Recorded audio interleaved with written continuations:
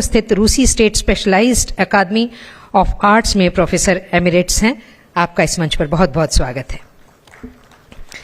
मित्रों, इस मंच पर हमारे साथ जो अन्य वक्ता रहेंगे उनके बारे में भी आपको थोड़ी सी जानकारी दूं और उन्हें मंच पर बुलाऊं। उनका परिचय मैं बाद में पढ़ती हूं, लेकिन इस वक्त मैं उन्हें मंच पर आमंत्रित करना चाहती हूं। हमारे बीच डायना मिकेवियचने हैं। आपका मंच पर बहुत बहुत स्वागत है। Professor Kynphang Singh Nongkynrih, I am sorry अगर मेरा उच्चारण इसमें गलत हो तो, आपका भी इस मंच पर बहुत बहुत स्वागत है। सुश्री लक्ष्मी पुरी जी हमारे बीच में हैं। आपका इस मंच पर बहुत अभिनंदन है। श्री नवतेज सरना जी से आग्रह है कि कृपया मंच पर आसन ग्रहण करें। सुश्री सुजाता प्रसाद जी से भी अनुरोध है कि कृपया मंच पर आएं।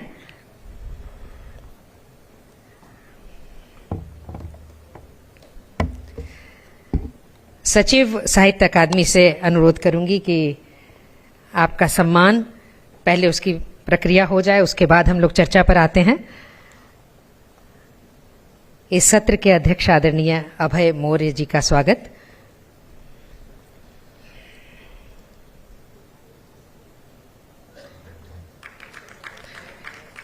लक्ष्मी पुरी जी का स्वागत।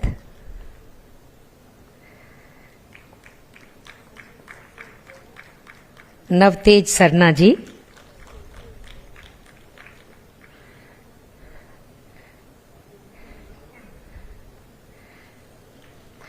डायना मिकेवियचने,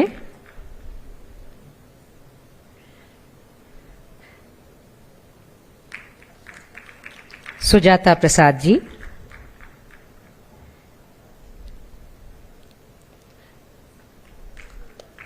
और किनफॉर्म सिंह नोंग किनरिह जी का स्वागत।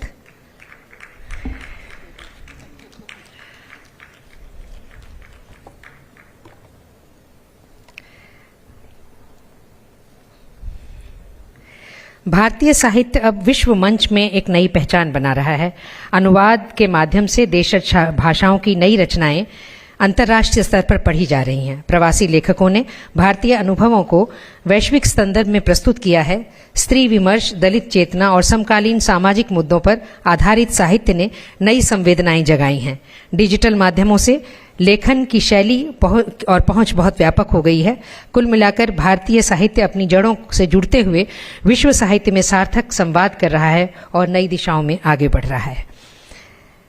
इस सत्र के लिए जैसा कि हम देख रहे हैं, हमारा बिल्कुल पैनल तैयार हो चुका है। तो इस सत्र की शुरुआत हम करते हैं। आदरणीय सुजाता प्रसाद जी से शुरुआत करना चाहती हूं। आप लेखक, कला समीक्षक और धरोहर संरक्षण की पैरोकार हैं। आपने सामुदायिक स्वास्थ्य, ग्रामीण आजीविका और कला के क्षेत्र में महत्वपूर्ण कार्य किया है।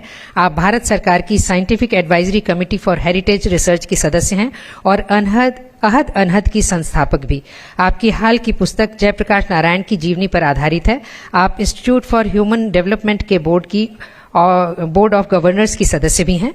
आपका इस मंच पर बहुत स्वागत है। और एक बार ये फिर दोहराना चाहूंगी कि हम समय की सीमा का थोड़ा सा ध्यान रखें और कोशिश करें कि 5 से 7 मिनट के अंदर अपनी बात को रख सकें। आपका बहुत बहुत आभार, धन्यवाद।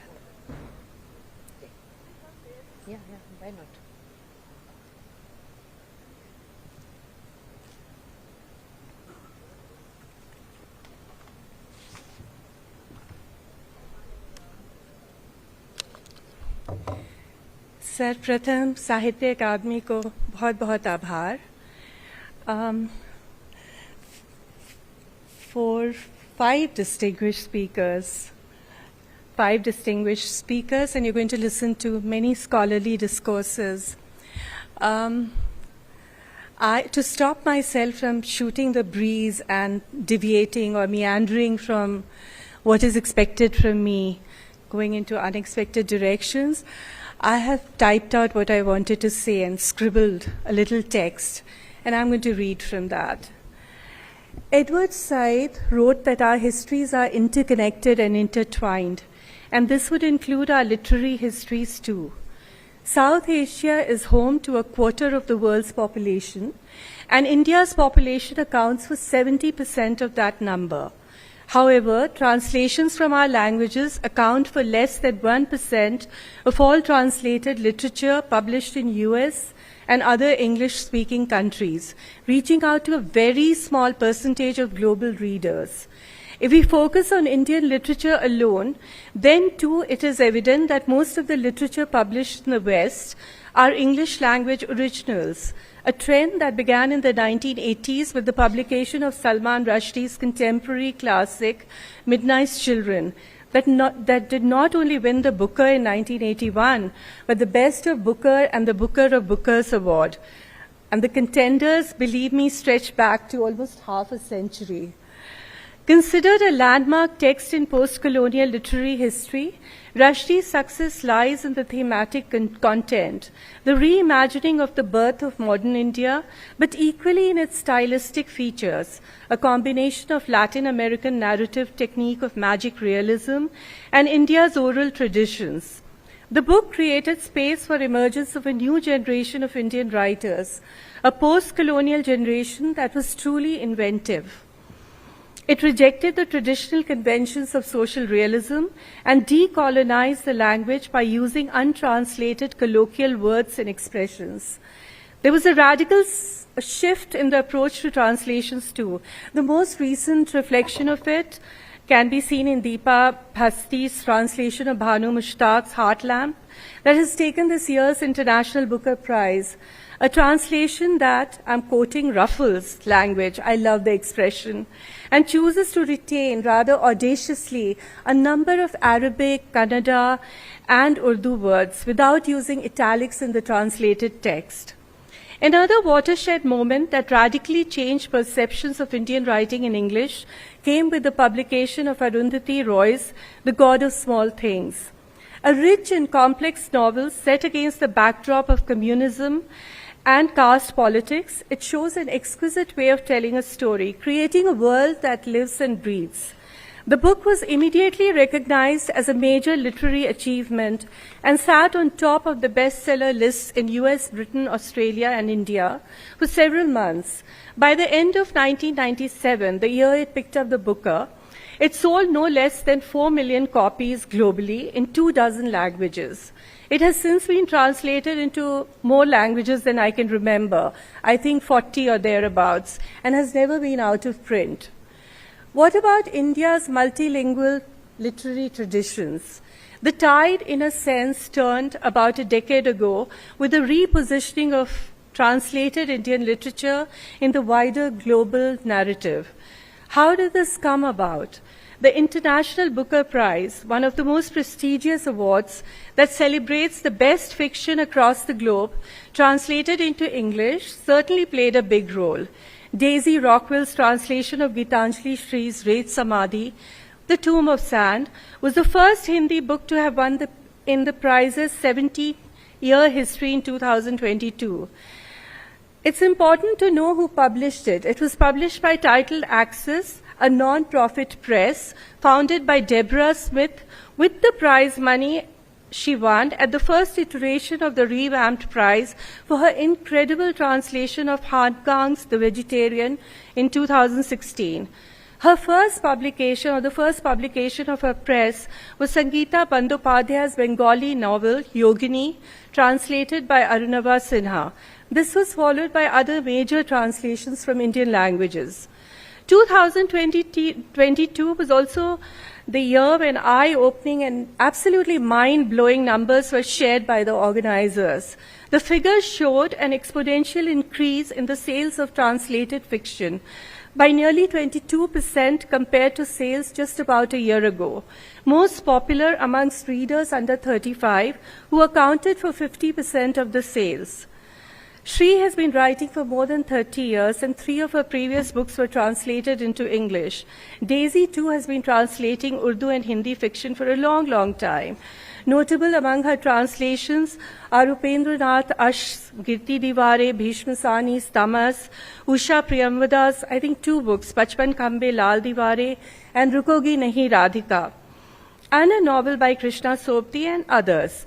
Tomb of Sand was her 9th translation, but the first to be published outside India. Then what was about the tomb of sand that struck such a chord with publishers, readers, and judges? It is a book that speaks to the pluralism of the world in a language that is inventive and playful and fairly ingenious in its use of linguistic aerobics, that transforms actually a 739-page epic about a woman who refuses to get out of bed into a major literary achievement. A book that is sure to get worldwide readership is Heartlamp, and I just talked about it. It's an extremely endearing and relatable little short story collection by Bhanu Mushtaq that brings together her writings from 1990 to 2023 based on the everyday life of women navigating the fault lines of caste, class, religion, and gender. It's been published by And Other Stories, a Sheffield-based publishing house that runs a not-for-profit crowd-funded model of publishing and is currently handling two other major translations, Srikant Verma's Magad and Gitanjali Shree's The Roof Beneath Their Feet.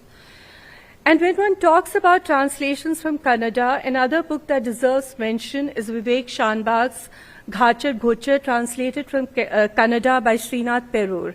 It saw a spate of translations in Indian languages after it was published by Harper Perennial in 2015 and grabbed the imagination of readers globally when it was published in the US and UK. The sheer number of publishers and translators who have come forward to take the book to a global audience is remarkable, with recent editions being published in French, German, and Italian. What is it that has turned this little, again, a small Kannada novella into such an international sensation? Arunava Sinha, who translated the book into Bengali, feels that it is its rootedness in a world that is unique, intriguing, and alien to readers in the West. In this context, I would also like to mention Perumal Murugan's Pyre, translated by Aniruddhan Vasudevan, that made the longlist for International Booker in 2023, the first ever Tamil book to be ever longlisted. Another definitive, impactful prize that brought Indian writing to a larger worldwide forum was the DSC Prize for South Asian Literature, set up in 2010. It has seen winners like Cyrus Mistry, Amitabh Bakshi, Jhumpa Lahiri, although she is an American author of Indian origin, and Jeet Thayal, amongst others, whose debut novel, which was a woozy tale of opium addiction set in Bombay, became the first Indian writer to win the prize the year Amit Chaudhary's novel The Immortals was shortlisted. However, when we talk about directional change, I feel the real directional change will only come when publishers across the world shed their ethnocentric colonial biases and attitudes and publish writings from India. The Cross-Continental SALT project, which is South Asian Literature in Translation, is a positive step in that direction. Set up by the University of Chicago in partnership with the American Translators Association, PEN, the British Council, and Words Without Borders, it aims to strengthen each part of the publishing chain across the English-speaking world. It will certainly be a game changer in the years to come. Thank you.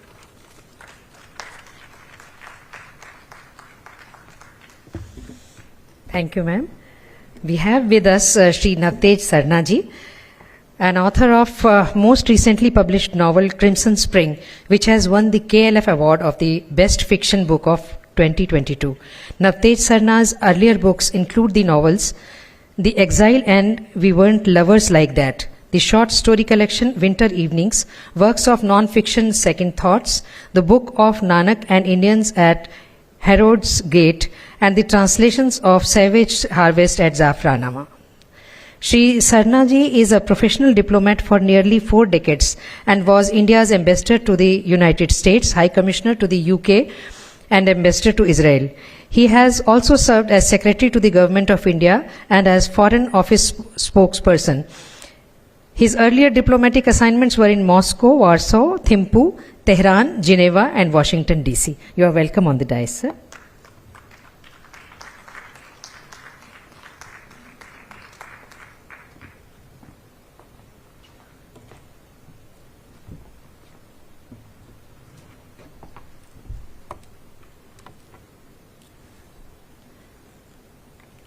Thank you very much, and with your permission, Mr. Chairman, I'd just set out a few ideas on the subject being the trends in new trends in Indian literature with a global perspective.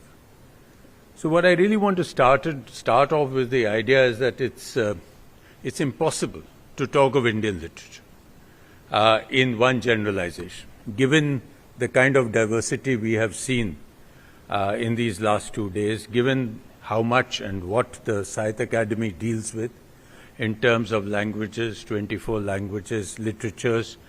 It's very difficult to talk of any particular trend which applies to all of Indian literature.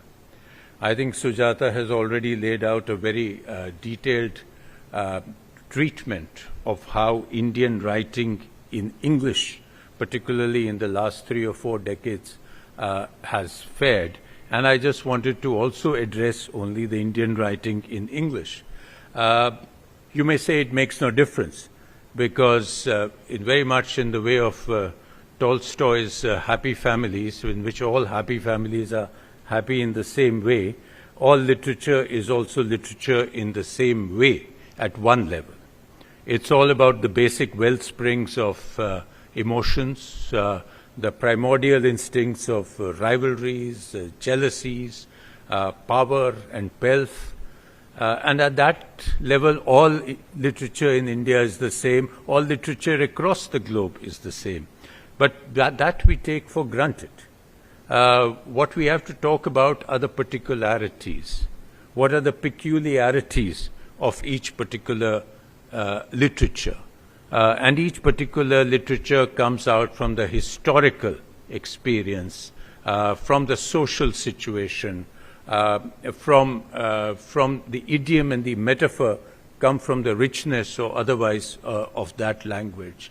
So in that way also Indian writing in English is also simply literature written in another language by Indians, a language which at one time was foreign, which one time was the language of the imperialist or the colonizer, but slowly in many ways we have changed it and we have made it our own.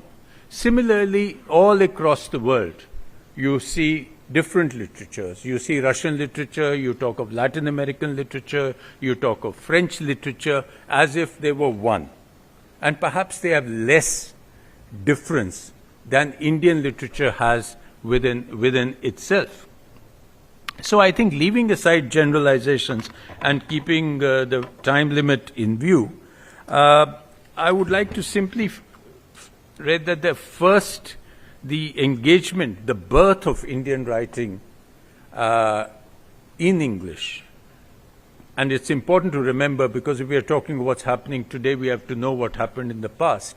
That essentially can be traced to the conflictual engagement between the colonizer and the subject race. And the earliest writers were already engaged in reclaiming the self, but they had no option but to write in what was considered the language, the elite language, the English language. They had no other tradition to fall back on except the great English literary tradition. And only then could they be accepted as civilized or acceptable. So there was an internal struggle going on to pay homage to the muse of English literature and yet talk about themselves. And the writers of this generation, to name just 3 of the famous names like Henry Derozio, Toru Dutt, and Michael Madhusudan Dutt. But then soon thereafter, a spirit of fierce nationalism, a revolutionary spirit, came into Indian writing in English, marked most importantly by Aurobindo's writings. And Aurobindo's writings then engaged the world at a different level. And that is again part of our inheritance. Though Tagore himself would not like to be described as a writer in English, but the fact is that even his rough translation of Gitanjali shook the world. And you only have to read W.B. Yeats' praise of Gitanjali to know that what an impact he had. So there was the revolutionary aspect, and then there was the lyrical aspect, both of which came about in the 20s and thereabouts. Thereafter, a different change took place. I'm trying to jump quickly. Was the great trio, Mulk Raja Nand, Raja Rao, and R.K. Narayan. Now, these three were also trying to free themselves from the great English literary tradition, but were not quite able to. Although their themes were intensely Indian, and their inspiration was the Gandhian struggle.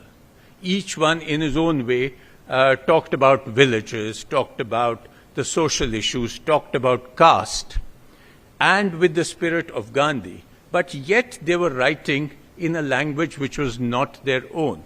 And this comes across most importantly in Mulk Rajanand's own statement, when he says that he has been shaped by the double burden on my shoulders, the Alps of the European tradition and the Himalayas of the Indian past. Now, it was clear that they had to choose English to write, but it was an intellectual choice. It was not an emotional choice. As Raja Rao said, one has to convey in a language that is not one's own the spirit that is one's own. So that was the 30s. And in the post-colonial realities, you have a list of names, many before Salman Rushdie. You have people like Anita Desai, Bhavani Bhattacharya, Kamla Markande, just to name a few. And you can see the themes and styles are changing. As India is becoming independent, India is engaging with new social realities, new economic independence and power, and it comes to broadening, to themes like the family, human relationships. And the most important, the language too is changing.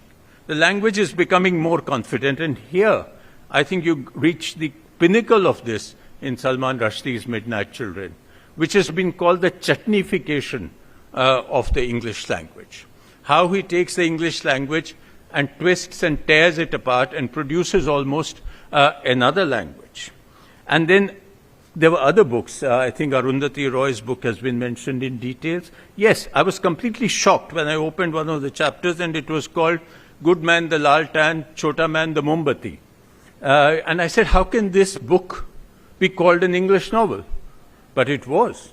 And then you read Vikram Chandra's Sacred Games, which has more Bombaya and Punjabi galis than possibly any book in the vernacular. And then it succeeded as a major English book.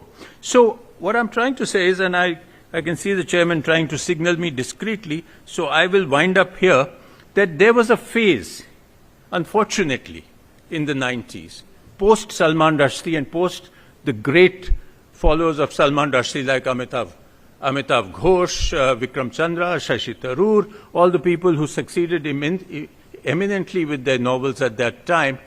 There was a phase of exotization of India, if I could call it that. There were people who were writing just to get published in London and New York and in Paris and other international capitals just by making India exotic. I don't want to go into particular books, but everybody who has read them knows. Fortunately, most of these books vanished. They were trying to write about bright burning, caste, and all that, because that was what the West wanted. Fortunately, that trend is over. And today people, Indian writers, are writing confidently. They are writing about themes which concern them, not what the publisher will like. And they are comfortable in their skin as writers in English. And the language is something which is our own today. I write in English and I don't think I'm writing in a foreign language. I think in English, so I have no problem thinking or writing in English. But the fact is that today when you go to an international book fair or an international bookstore, you will see as many books by Indians writing in English as you will see Russians writing in Russian in translation, or the French or the Latin Americans. And this is a trend which is only going to increase by what has already been mentioned by Sujata in terms of the translations. And, only a small part of the iceberg of Indian literature, which is the Indian literature written in English, has yet been known to the world. We have a wealth out there from different languages, and it will be translated, as the two last International Booker Prizes have shown, and more will come into it. And soon, one day, we will be once English literature, but as distinct as American literature is from English, or Canadian is, or Australian literature is. And I'm confident we'll be much richer. Thank you.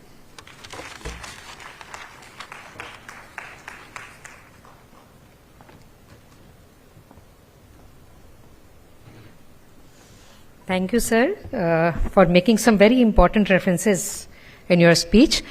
We would like to now invite Bharat की पूर्व राजनयिक और संयुक्त राष्ट्र की वरिष्ठ अधिकारी सुश्री लक्ष्मीपुरी जी को मंच पर बुलाना चाहूंगी। आपने 28 वर्षों तक भारत का प्रतिनिधित्व किया, हंगरी और बोस्निया हर्जेगोविना में राजदूत रहीं और बाद में 15 वर्षों तक संयुक्त राष्ट्र में विभिन्न उच्च पदों पर कार्य किया। आप अनकैडेटेड में इंटरनेशनल ट्रेड डिवीजन की डायरेक्टर रहीं और यूएन वुमेन की संस्थापक डेप्टी एग्जीक्यूटिव डायरेक्टर भी रहीं। आपको प्रतिष्ठित Eleanor Roosevelt prize for human rights से सम्मानित किया गया। आपकी पुस्तक सॉलोइंग द सन राष्ट्रीय बेस्ट सेलर बन चुकी है। आपको बहुत बहुत स्वागत।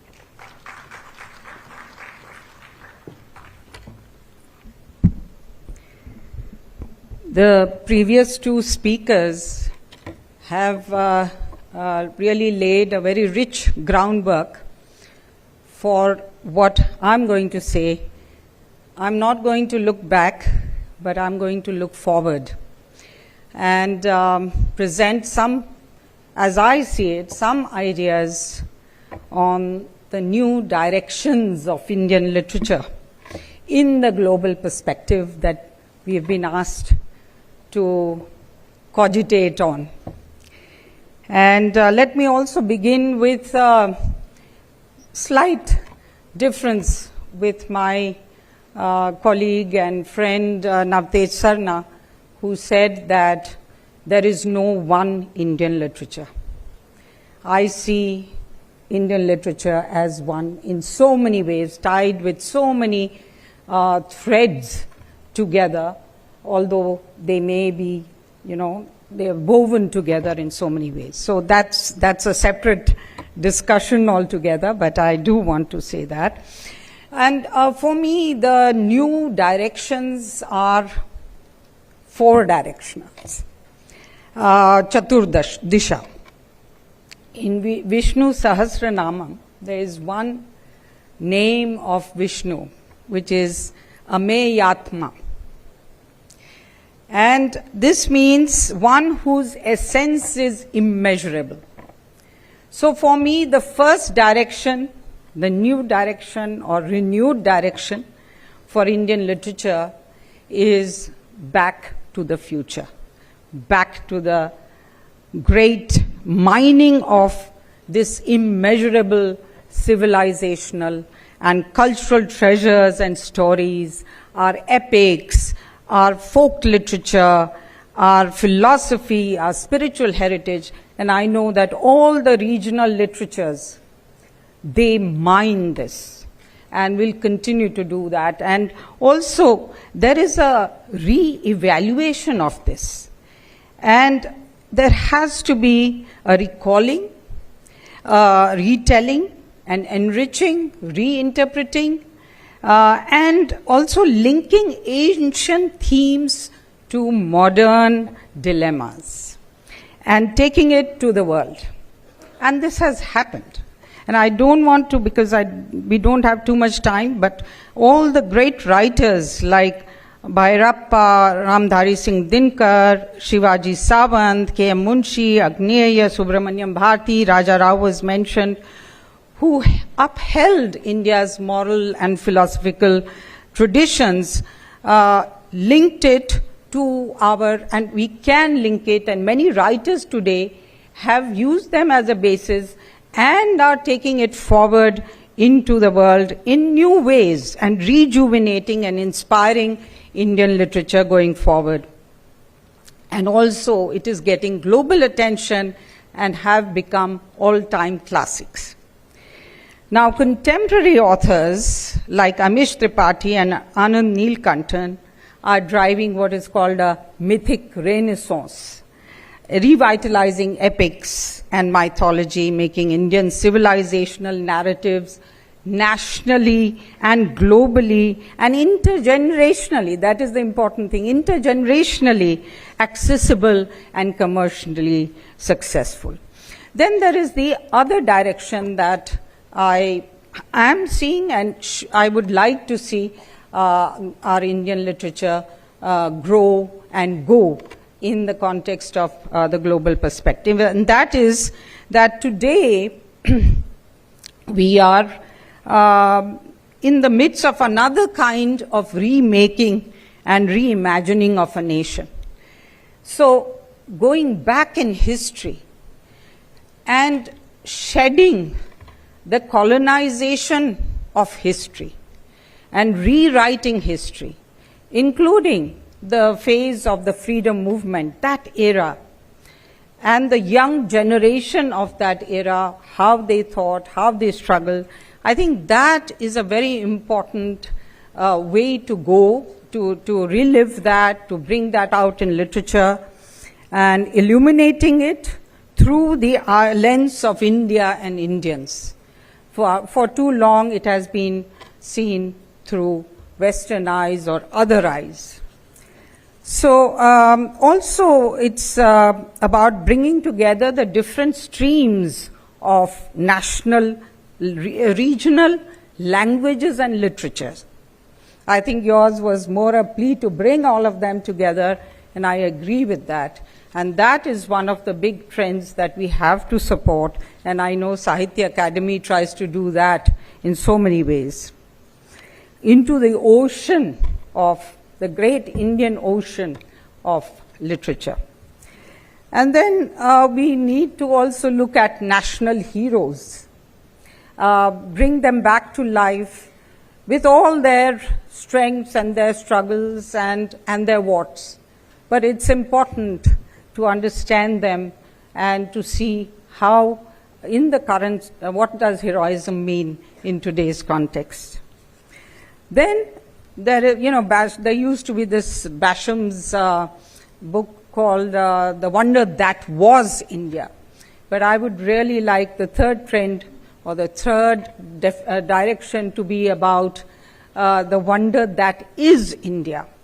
And the literature that we bring out to capture the transformation that is happening, the scale and scope of transformation that is happening in India. Whether it is the unique perspectives that only a civilization as old and continuous, a country as vast, as diverse, as rich in human experience as India can. And then the great Indian literature that has universality reflects the human condition with integrity and authenticity. And that's why, as was mentioned, it is getting so much currency in the world. It must capture transformation on a scale and scope the world has not seen before in human history.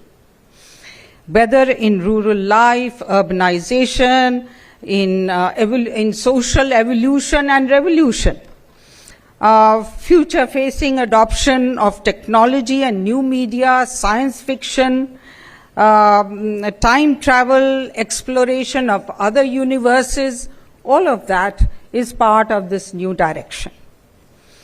And many of our writers are doing that.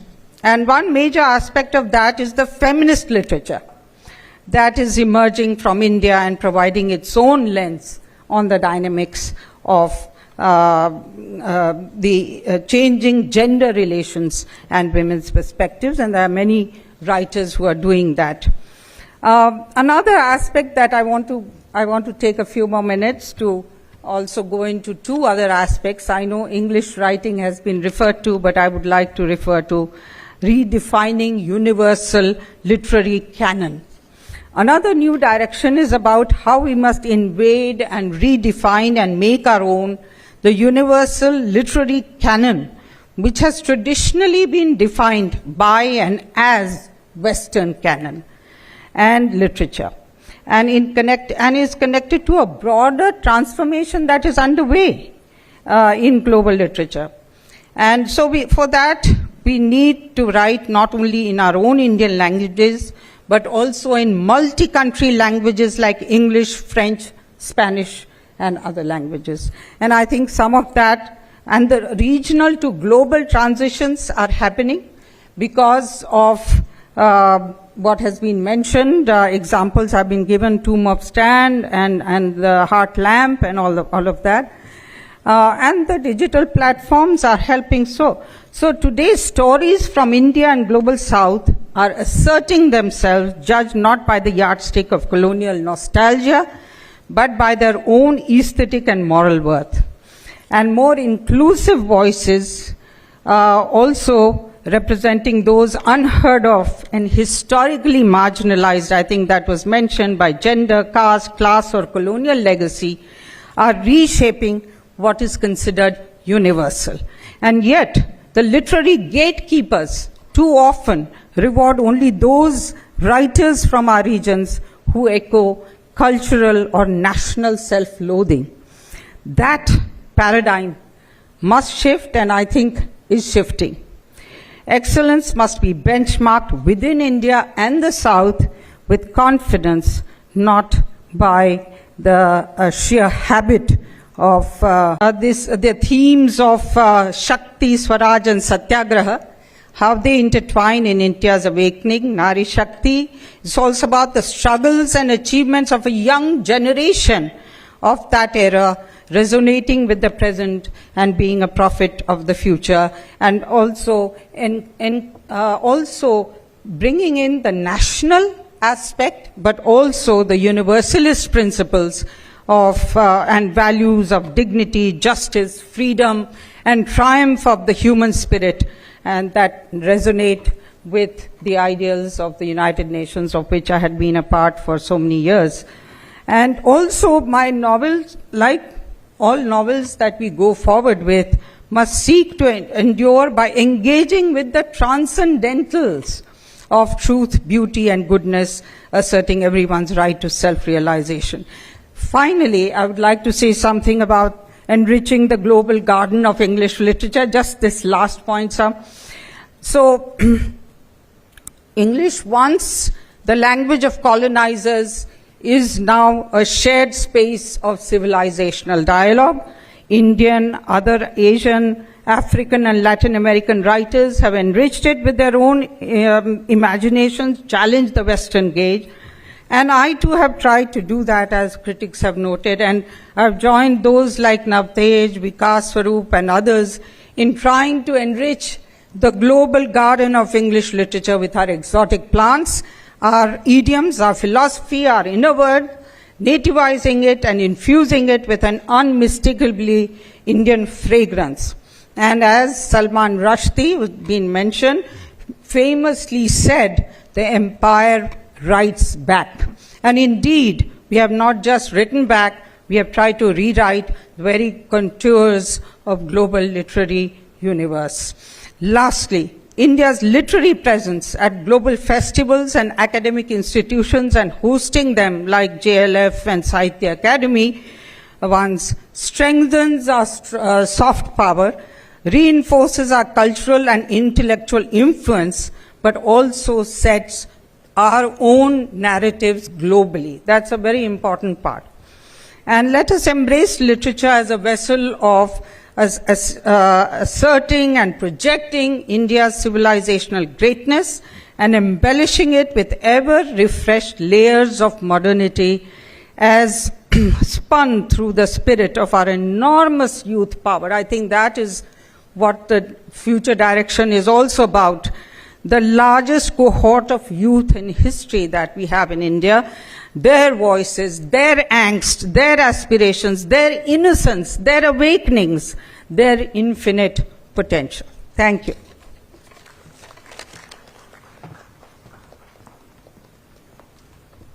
Thank you, ma'am. Actually, swallowing the sun means nothing is impossible. So that is what the speech was about. And there were so many untouched aspects which were added there. Thank you so much, ma'am, for this. We would like to call now Professor Kinform Singh Nong Kinri. He is an eminent poet, drama and fiction writer in Khasi and English. His latest works are The Distaste of Earth was long listed for JCB Prize 2024 and shortlisted for the Kerala Literature Festival Book of the Year Award 2024. The critically acclaimed epic novel Funeral Nights, Late Blooming Cherries, haiku poetry from India and Lebba, stories from Northeast. His other recent works include The Yearning of Seeds and Dancing Earth, an anthology of poetry from Northeast. Professor Kinform Song Ning Kindra, I'm sorry for the pronunciation, is the recipient of Shakti Bhatt Award, Veer Shankar Shah, Raghunath Shah National Award, Tagore Fellowship, etc. He teaches literature at Northeastern Hill University, Shillong. You're welcome, sir.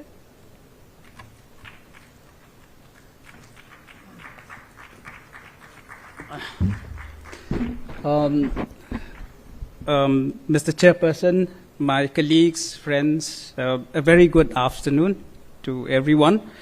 First of all, although I know I would be wasting time, first of all, I would like to begin by saying to Alkaji, do not mind my name.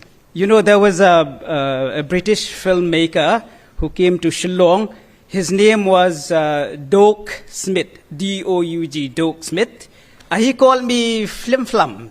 My name is Kinform, he called me Flim Flum. And very politely, I called him, yes, Mr. Doak. So this is a very personal take on the theme of rootedness and new directions in Indian literature. A very personal take. And I'm using this book as an example. I'm drawing on this book as an example. Please don't mind me, it's bigger than me. So, on the topic of new directions in Indian literature, let me begin by saying that I am a firm believer in literary rootedness. This does not imply insularity or a preference for the local over the global. For instance, my epic-length novel Funeral Nights contains stories that have clung to me since childhood, nursed over many years with tender care in the flower pots of memory. The stories are, without exception, Khasi and native to the soil, nurtured by the sun and rain of home. And yet, the novel has been described by national and international reviewers as an enchanting and revealing epic ensemble. This is from The Guardian. The reason is that the stories reveal not only their specific qualities, but also their humanity and universality. The roots of one's own writings may have sunken deep into one's land, but their spreading branches may yet enfold the universe. Rootedness led me to a genre-bending fictional work in Funeral Nights, a path-breaking novel in both its writing and subject, according to the Telegraph. Obviously, one of those texts that only one person in the world could have produced, according to Yale University Press. In writing this book, I wanted to clear the wounded name of the Khasi people, abused in all sorts of ways by commentators from within and outside the culture. I wanted to write about traditional Khasi life and manners in their totality, presenting an authentic picture of Khasiness to the world. For this, I had to conduct an extensive research, read hundreds of books on a wide range of topics, visit places and speak to many people. That way, I gathered an enormous amount of information, but I did not want to write a tedious non-fiction work or tell the story of my people in a manner that would make me sound like a wearying pedant. I wanted to make the book both entertaining and instructive, engaging with my readers through stories about diverting incidents and characters, stories gathered from life's varied experiences, carefully picked like mushrooms from the dark floor of a lush pine forest. That was when I cast around for the appropriate technique. However, I discovered that no one technique was sufficient to carry such a vast and complex array of materials. That made me think of combining several narrative frames in the book. I chose Boccaccio's The Decameron, Chaucer's The Canterbury Tales, The Arabian Nights, Plato's Socratic Dialogues, and Gao Xingjian's Soul Mountain, all fused with the Khasi funeral tradition of storytelling nighttime wakes. The result was a book of dizzying diversity, as The Wire put it. Nobody could say what genre of work Funeral Nights is. Even Jerry Pinto, who wrote the blurb, says, "This is the Moby Dick of Meghalaya, a novel of huge ambition and tremendous appetite." Or is it a novel at all? Reacting to it, a Yale University Press reviewer says, "There are no other books remotely like Funeral Nights in content and in form. It is anomalous in contemporary fiction.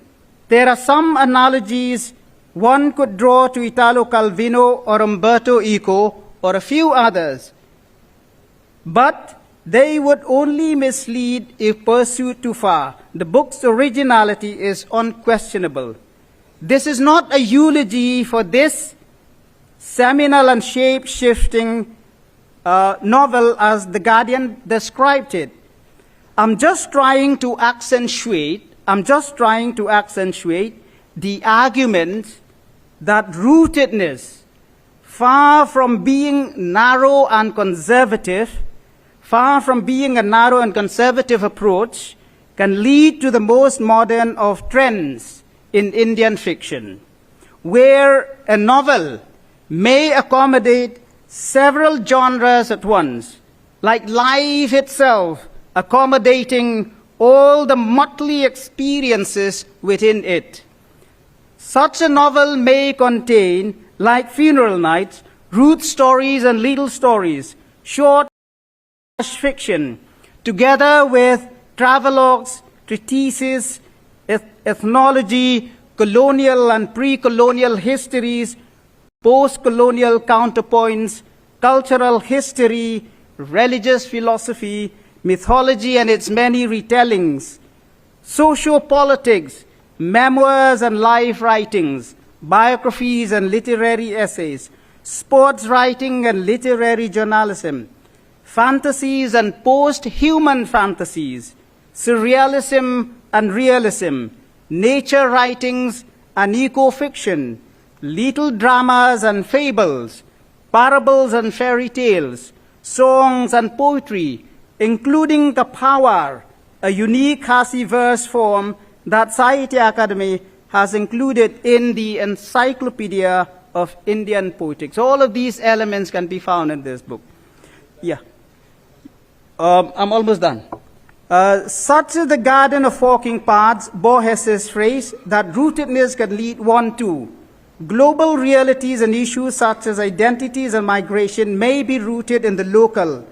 They certainly are with us, and be understood only if we analyze locally by going into the root causes. We may even grapple with issues like genocide and ethnic cleansing through our rootedness. Take the following poem by a Khasi poet. Some zealots are sending me a message. Let us pray for our Zionist brothers. With deep anguish, I think of our people's 3 commandments, especially 2.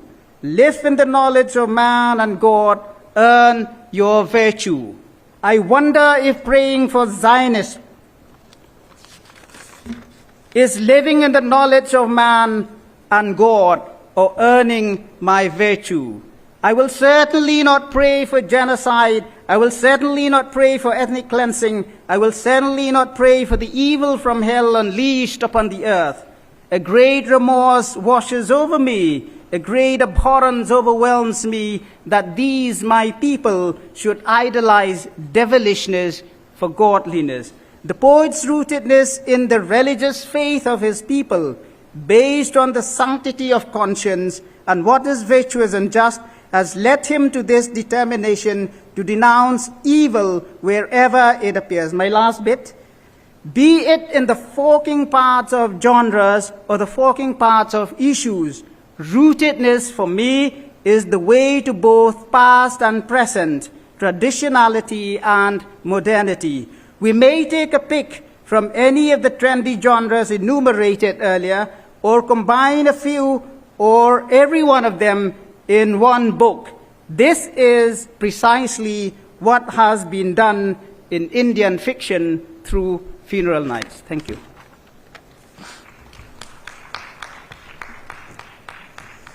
Thank you so much for adding your perspective to this subject.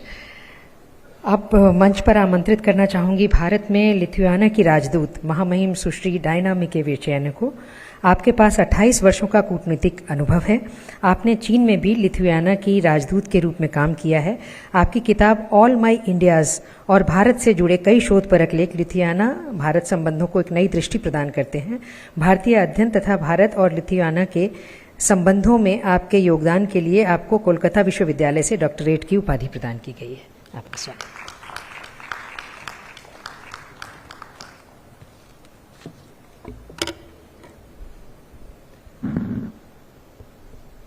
Dear Secretary, Dr. Srinivasa Rao, dear co-panelists, dear Chair, all the lovers of literature and creators of literature, I'm really very happy and excited to be here with you.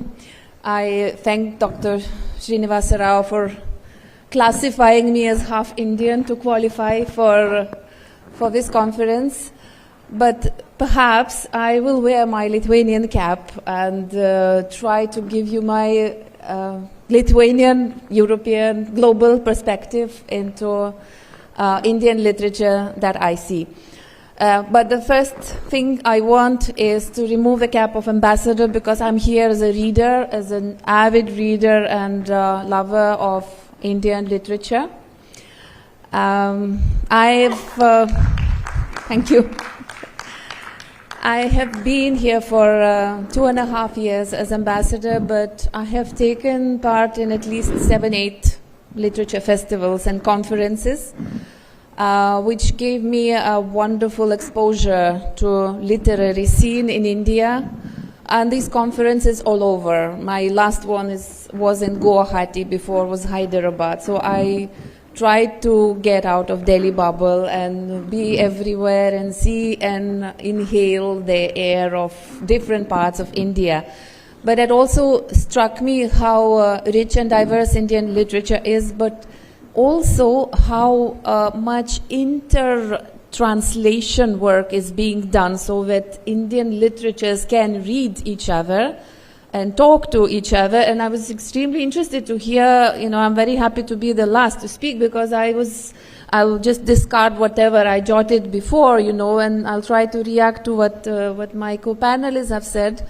But for an outsider, it's a very interesting moment to just even imagine and understand how the literature of India functions when it consists of so many different strands. I mean, linguistic diversity is just one diversity, right? You may go on and on listing the aspects which may be different and diverse, but also unite at certain level. But also we have a thing which surprised me, how much in sync with global literature an Indian writer is and creates. Because global literature is translated, is read in original languages, it's published, it functions here as a very, important part of a literary discourse. And therefore, I think that while Indian literature is very global and has become very global, it's a global literature which has to catch up with sort of getting more of Indian literature and accounting it. Because I always, when I speak to people in Lithuania or somewhere in Europe, I always mention that India is 1/5 of humanity.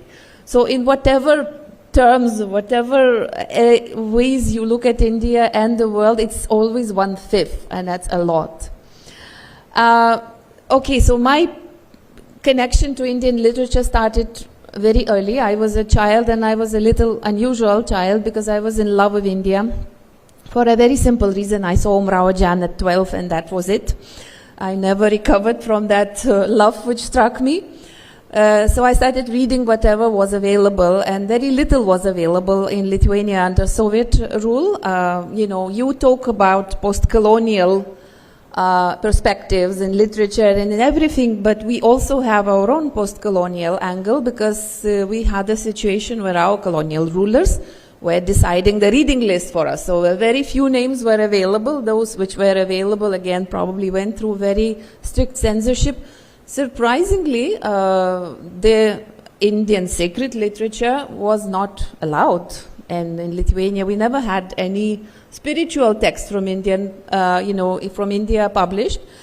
Later on, I came to know that it functioned well underground in Moscow. It was called samizdat, and that's something you do yourself and publish under the table and circulate it only to close friends. Little bit of that trickled down to the Soviet, republics, including Lithuania, but that was a strict no. You should not be boasting about reading Bhagavad Gita in Soviet times. But the few names that are available, I read, and I still remember. I read them several times. Mulkraj Anand, Two Leaves and a Bud was probably one of my first ones. Shani, Kala Jal, right? Then a few other names which we got, a few names were translated through Russian, but we surprisingly had a translator in Lithuanian who was a self-taught linguistics professor. Professor of linguistics professionally, but a self-taught Hindi translator who translated 5-6 books, Hindi, novels into Lithuanian, which I gobbled up and read it a few times. I still have them in my library there, and among them were a few, at least, Markandeya's Possession and R.K. Narayan's Guide were English, right? They were written in English. And now I was listening to Navtejji, remarks on English as sort of a strand of Indian literature. Surprisingly, as an outsider, I never felt a difference. Of course, my first readings were in Lithuanian, so whatever was translated either from original or through Russian. But I never made any distinction whether in which language it was written. To me, it was essentially Indian. And so Indian that I fell in love with it. It was, to me, the travel to India was a very distant perspective at that time, but these books were my India and my tickets and my dream sort of journey to India, the best I could, dream of. Then, of course, when we became independent, Indian literature really came in big way, in waves, I have to say, in a lot of translations from different languages, very few from original languages. Then English became the medium through which Indian literature started reaching us and is now widely available. I think most of, many of writers from this, now north from the south are already available.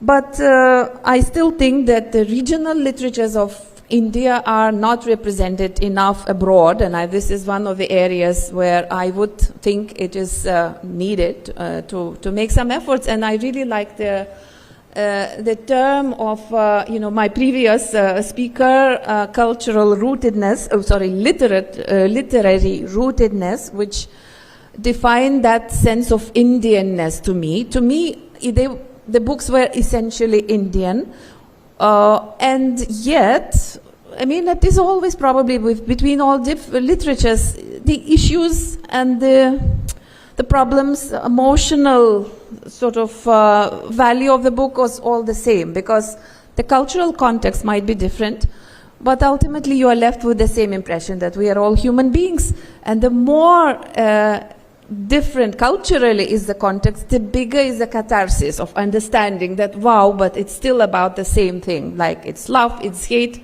it's spiritual journeys, and ultimately the cultural context is very, very interesting means for you to think about the universality of language, of literature. No, of course, today, if we look at Indian literature, it has so many choices. It has choices in shape, in means, in technical aspects and formats, digital options, and so on. But I would like perhaps to stress two genres, two types of literature, which I think are very different, and I know the time is short. One is historical fiction. And here I am in the panel with two of the favorite authors that I have with me. I'm very proud, because now I'm reading the book by Navtej now, Exile, something that carries me through, Dalip Singh's fate and journey. And I'm a historian of India, so for me it's very, very interesting to see the intro that he makes in the beginning said, okay, we all know about Dalip Singh. You know, in Lithuania probably people don't, but what did he feel? What was the feeling, this boy who became a Maharaja, who was disposed, who was betrayed, who was basically exiled and died in extreme distress? What was he feeling, and how this feeling is related to the feeling of a faith? The other book, Lakshmi's book, Swallowing the Sun, is also a wonderful journey through the history of India. It was my cultural guide of some sort when I was traveling and discovering places, but I think it's a wonderful means for a country also to convey the story of a country to others. And it has an extremely big value abroad, not just inside.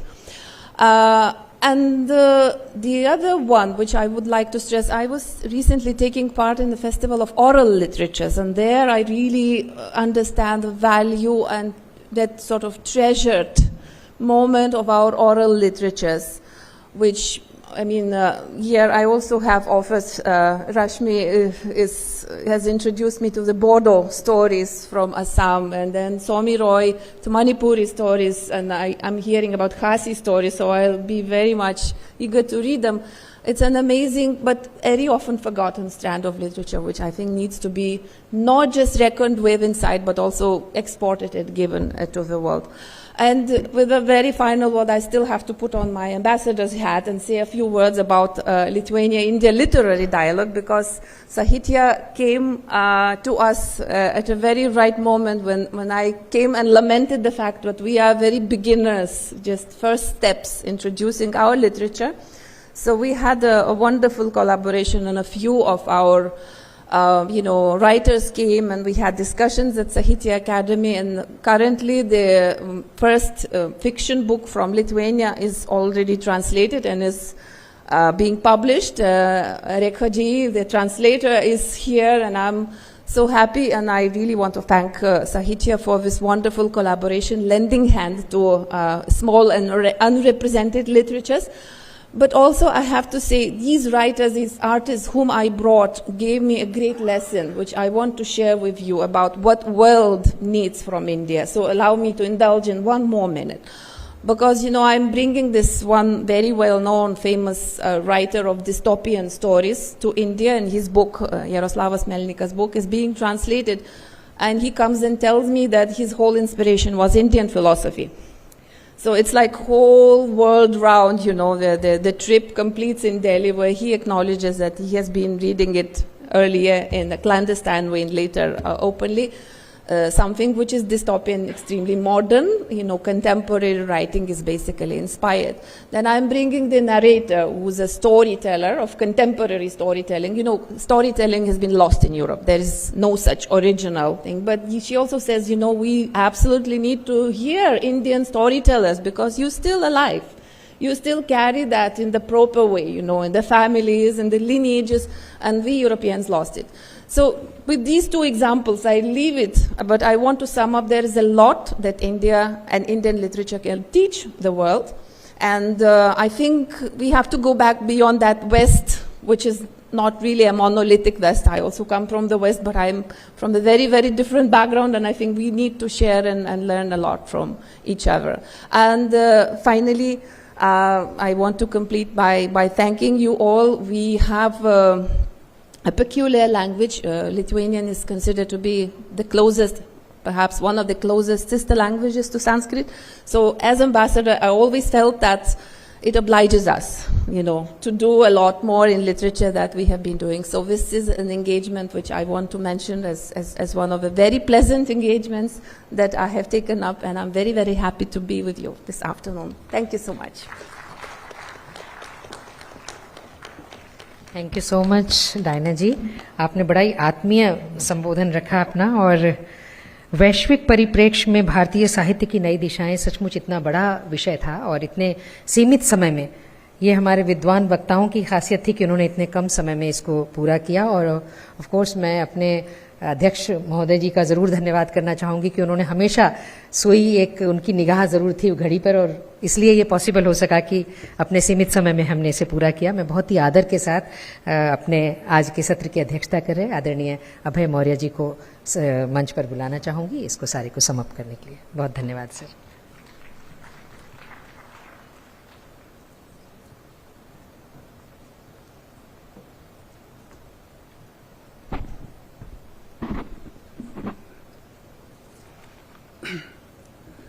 Writers and scholars on the dais and in the hall, President of Sahitya Akademi, Madhav Kaushik ji, Secretary Sahitya Akademi, Rao Sahab. Indeed, I am pleasantly not only surprised but happy that Sahitya Akademi and Rashtrapati Bhavan has organized this rare conference. I am a student of Russian literature. I did my PhD at Moscow State University. And I was wondering when I was in Russia that every writer, or for every writer, there is a museum. There is a museum of Tolstoy, there is a museum of Pushkin, Dostoevsky, everybody. So much they care for their literature, for their writers, so much respect and regard they have for their literature. I was wondering if we could emulate this kind of thing in India, and pleasantly, this event has come for the first time, though our first Prime Minister was the President of Sahitya Akademi, creator and President of Sahitya Akademi, Pandit Nehru ji. And it was an important fact, but India deserves more. India deserves more of such conferences, such seminars, symposia, and it's very good that this has been conceived and executed by Sahitya Akademi and Rashtrapati Bhavan. Having said that, I would like to make a few rambling remarks about today's this session. Whenever a great upheaval takes place in the world or in a country, literature also undergoes great changes and upheavals. In fact, when October Revolution took place in Russia, Mayakovsky, you must have heard this eminent poet, Russian poet Mayakovsky, and others declared that Tolstoy, Pushkin, Dostoevsky, etc. should be dumped from the ship of modernity into the sea. They wanted to discard everything which was in the past because they wanted to create everything new. And so much so they propounded that the punctuation marks, the consonants, vowels, etc., should not be considered important at all. In fact, some poems were written without a consonant, without a vowel, or something like that. So literature reacts to the upheavals. This has, but not every reaction is positive and productive and constructive. Like the Russian experiment of the avant-gardism, like so many groups came into being in Russia at that time: Acmeism, Imagism, and there was even a group called Nothingism, that we want to create literary works in the name of nothing. Today in India we are witnessing not similar kind of events, but technology has ushered in great upheavals in the society. This is the age of electronics, this is the age of computers, this is the age of artificial intelligence, and what have you. And what I am seeing, that today it's not possible for readers to read lengthy literary works, elaborate literary works. This machine has replaced everything. Everything. My dictionary, which is a 1900-page dictionary, English Hindi dictionary, and it was reviewed almost very widely in the entire press, but nobody cares for the dictionaries these days because this machine is there.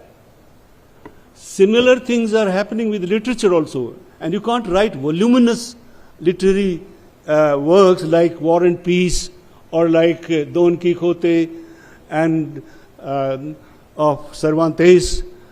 People simply don't have time to read, or they don't, and this machine is killing almost everything. Not only dictionaries but even literary works.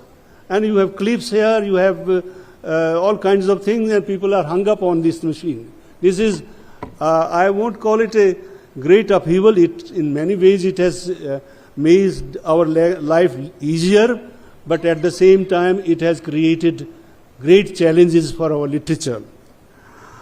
Under the circumstances, can we create literary works? And as a result, what is being created is, I am not against that, comics or graphic novels and so on. I don't know whether it's right or wrong, or whether it is positive or negative. I have not gone deeply into it, but lengthy novels, voluminous novels like Suitable Boy of Sahit, or as I said of Tolstoy, War and Peace, etc., is neither possible to create nor possible to read. Then, can we talk of international or global perspective?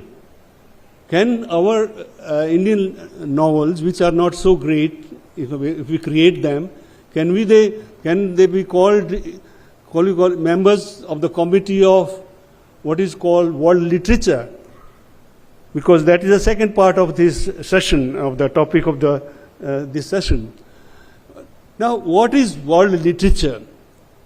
Is it a totality of all the best works of literature, or is it a totality of masterpieces of literature? I think that is not so. In my opinion, world literature is created by those works which have been crossing the borders of time and space. Shakespeare created his works in 16th century, and it's readable even today. Shakespeare created in England, it's read in India, Russia, elsewhere, Lithuania, everywhere. Cervantes' Don Quixote was created in 16th century, same is true of this work. So I would call that such works are members of the Committee of World Literature. Our own work, Kalidasa's works are translated into Russian, into other languages, and they are read. So they can be called members of the Committee of World Literature.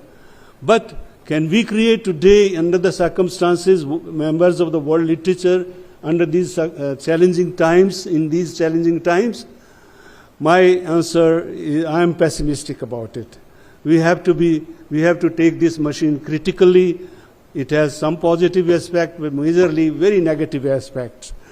So, India has, Russian poet Zhukovsky has called Kalidas's works better than Homer's work, for example. And he had said that wisdom does not reside only in the West. Wisdom resides everywhere. It can reside in the West, it can reside in India, and in fact he said wisdom, if anything, originated, took birth in India, in the East. So wisdom is not a monopoly of one particular nation or of the West. Wisdom can be born anywhere, everywhere, and particularly in India, we have fortunate to have ancient literature. We are fortunate to have great ancient epics like Mahabharata and Ramayana. Only thing is, I would prefer if these epics are interpreted scientifically. Mythification of our literature only harms us. Mythification, I don't know whether it is positive or negative, but I personally think this is not scientific. So in order that our works become members of the Committee of World Literature, we have to create such literatures which can cross the boundaries of time and space and become the members of the world literature. Thank you very much.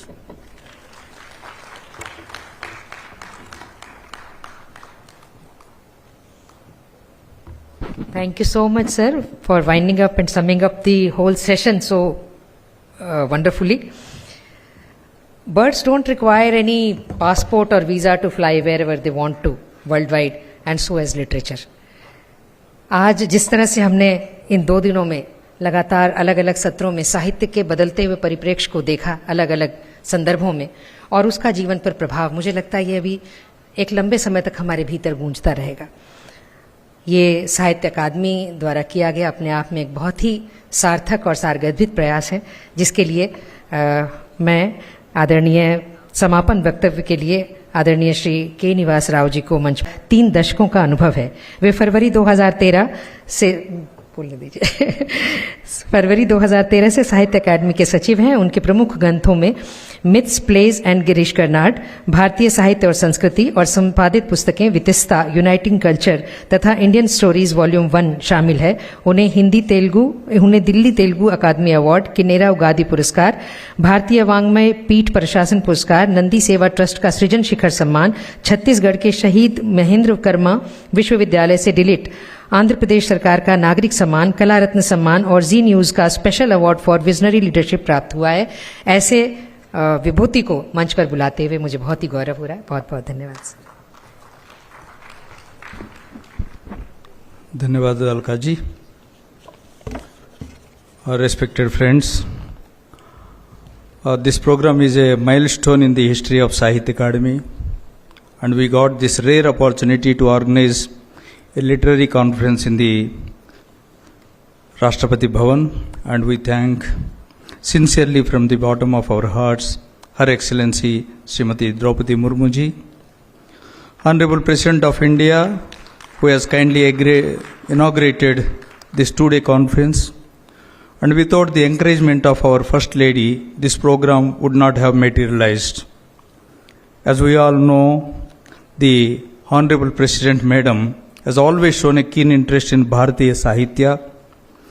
Avid reader herself, Her Excellency Srimati Draupadi Murmu ji stood with us at each step as a pillar of strength in this program and always encourages organizing literary languages in as many events as possible. I join the President, Vice President, and literary fraternity in conveying our heartfelt thanks to the Honorable President, Srimati Draupadi Murmu ji. A big thank you from the bottom of our hearts to Sri Gajendra Singh Shekhawat ji, Honorable Minister of Culture and Tourism, Government of India, for his support and encouragement, not only for this program but for all the activities of Sahitya Akademi. My thanks also to Sri Vivek Agrawal ji, Secretary, Minister of Culture, Srimati Ranjana Chopra ji, Special Secretary and Financial Advisor, Minister of Culture, Sahitya Akademi President, Dr. Madhav Kaushik ji, Vice President of Sahitya Akademi, Professor Kumar Sharma ji, for all their interest and encouragement in organizing this program. Friends, change is something that is a constant in this world, and over the past 2 days, the wonderful set of scholars have enthralled all of us and took us on the journey to find more about change in literature as well as literature of change. They also highlighted current changes in the field and the improvements that are happening. I thank all the writers, poets, diplomats, and scholars for accepting our invite and participating in this conference. The presentations by each writer and scholar were top class, and success of this conference is primarily due to their participation. Friends, as we all know, through history, changes in literature have not resulted changes in structures or modes of communication, but in the core philosophies and paradigms. In the past 6 to 7 decades in India, the emergence of large number of women writers, the rise of Dalit literature in all the languages, as well as the impact that regional literature of India is having in the global arena through translations are some of the changes that are reshaping and redefining literary engagements in the country as well as across the globe. Earlier, only Indian English writings used to reach global readers. But today, thanks to wonderful translators that India has, we are seeing the writers from many Indian languages are being read and appreciated all over the world, and we already heard from our learned scholars now. Hopefully in the near future, we get to see large number of translations of tribal and oral literature of India, that is predominantly unexplored area, into Indian languages as well as into foreign languages. That will be the most wonderful change that one can aspire for.